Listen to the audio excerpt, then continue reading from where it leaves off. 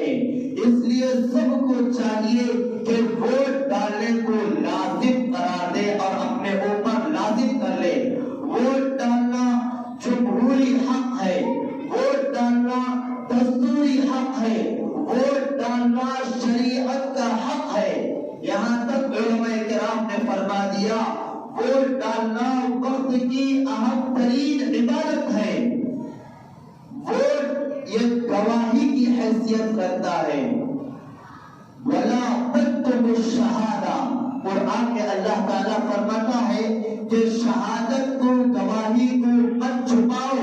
وَلَا تَكْتُمُوا الشَّهَادَةَ وَمَن يَكْتُمْهَا فَإِنَّهُ آثِمٌ قَلْبُهُ، جو بندہ گواہی کو چھپاتا ہے وہ سب سے بڑا گنہگار ہے۔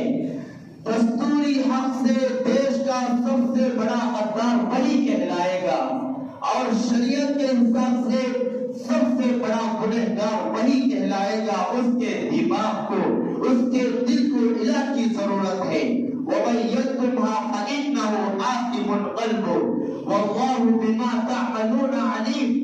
آئیے اللہ تعالیٰ فرماتا ہے جو ملک کے حالات آنے والے ہیں وہ تمہارے سامنے نہیں ہے، اس کو میں جانتا ہوں، بہت سارے تم نہیں جانتے، اس کو میں جانتا ہوں۔ اس لیے میرے بھائیوں، ووٹ ڈالنے کو لازمی اپنے اوپر لازم کر لیجئے، ووٹ ڈالنا۔ دوسری بات یہ ہے کہ صحیح امیدوار کو ووٹ ڈالنا۔